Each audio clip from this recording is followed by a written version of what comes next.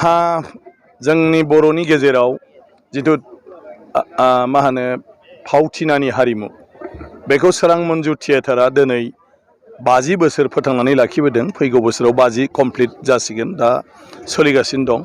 बे जों बयबो बर' हारिनि थाखाय मोनसे देरगाथाव बाथ्रा।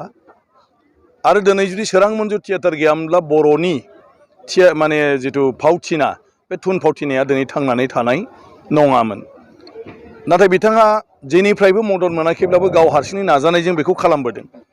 आरो 50 बोसोर सासे मानसिया गावनो थियेटार बानायनानै गावनो मालाबा नाटक लिरो, गावनो डाइरेक्सन होयो आरो बेफोरनि जिखिनि नांगौ बेखौ हा हु फाननानैब्लाबो दिनै जगार खालामनानै सलायबोबाय थादों। बे जोबोद गिदिर बाथ्रा, मोनसे गल्डेन जुबुलि मोनफैलायनाया। थ' जेब्लाबो बिथाङा दुखु फोरमायबाय थायो, बुंबाय थायो। आंनि सिगाङावबो आगोलाव लोगो मोनबाय थायो बेफोर समावबो। दा 50 बोसोर आगान सुरबाय, ओंखायनो आं दा सरकारनिफ्राय 5 लाख रां दिनै लाबोनानै बिथांनि आखायाव चेक गथायनानै होबाय। आंहा जेबो केपासिटि गैया, आंनि जि केपासिटि बे केपासिटिजों आङो सरकारनि थरफनिफ्राय 5 लाख रां बिथांनो होदों। आरो आं बयखौबो खावलायदों जे सोरां मन्जु थियेटारखौ बयबो लांनांगौ, बयबो टिकेट दाननानै नायनांगौ। बेयो मोजां मोननो बा मा होनो गावखौ बेवहाय रंजानो थाखायल' नङा। सोरां मन्जु थियेटार बा बेबायदि थियेटारखौ जाहाथे जों जेब्लायबो फोथांनानै लाखिनो हायो, बिनि थाखाय मदद जानायनि जों बयबो टिकेट दाननांगौ। गतिके जोंनि बयनिबो 50 रां, 100 रां, 200 रांनि टिकेटजोंनो जुदि जोंहा मोनसे थियेटारा थांनानै थानो हायोब्ला आरो जोंगा मागा जानो हायोब्ला जोंनि हारिनि थाखाय आरो मा नांगौ। जों दिनै गोबां गोरों गोरा दङ, जों दिनै गोबां सक्तिशालि पावारफुल राजनितिकनि नेता दङ। जों दिनै गोबां आन्दलन खालामबाय हारिनि हारिमुनि थाखाय, गोबां मानसिया जिउ गारबाय।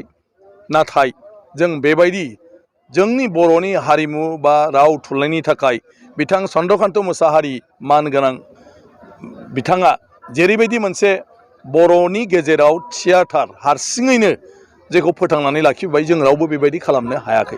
आंथ' सानो बर'नि जारिमिनाव सासे सुबुङा 50 बोसोर हारसिंनो थियेटार लायबोनाया, थियेटार खालामनानै दिन्थिबोनाया हयथ' बिथाङानो जोबथा जागोन। आरो रावबो बर'आ 50 बोसोर थियेटार मुलुगाव रावबो खामानि मावनो आरो हानाय नंला। बिथाङा दिनै 74 बोसोर बैसो जाबाय आरो सेंग्रा बायदि आरो खुब मोनसे स्पिरिटजोंनो बिथाङा दाबो दं। आगोलाव जेरैमोन दाबो बिदिनो दं आरो जेसेबां दिन थागोन आरो बिथाङा बिदिनो हारिमुखौ दिन्थिलांबाय थागोन, फोथांनानै लाखिबाय थागोन। बे जोंनि थाखाय बिराद गिदिर बाथ्रा।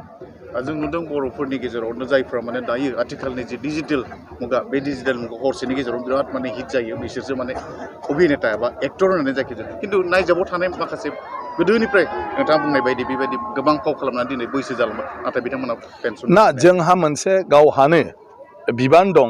आरो जों जुदि हारिनि बाथ्राखौ इसिबां सानोब्ला, हारिनि थाखाय थैनोबो हायोब्ला, अब्ला जों जोंनि हारिमुनि थाखाय जायफ्रा माने मा होनो बेफोरबायदि दायथ' लानानै खामानि मावबोदों थियेटाराव, खननायाव, मोसानायाव, मुसुरनायाव, जोङो बिसोरखौ मान होनो रोंनांगोन, अननो रोंनांगोन, सिबिनो रोंनांगोन। दिनै सोरां मन्जु बायदि थियेटाराव जायफ्रा न'खर गारनानै दिनै बेवहाय जि मोजोमसे गरसे गरनै फैसा मोनगोन बिनि सायावनो मिजिं थिनानै बे थियेटाराव हाबफैदों, बे थियेटाराव एक्टिं खालामफैदों, बिनिख्रुइथ' देरसिन सोर थाबावनो। आरो दिनै जुदि जोंनि हारिमु होनोब्ला बिसोरखौ लानानैनो जोंनि हारिमु। जों जुदि दिनै गोग्गानो हायो जोंहाबो नाटक दं बर'आ, बे सोरां मन्जुखौ लानानै जों देरगानांगोन। गतिके बेफोरजों जोङो एसे सुनायनानै बयबो साननो रोंनांसिगोन आरो जों मदद होनो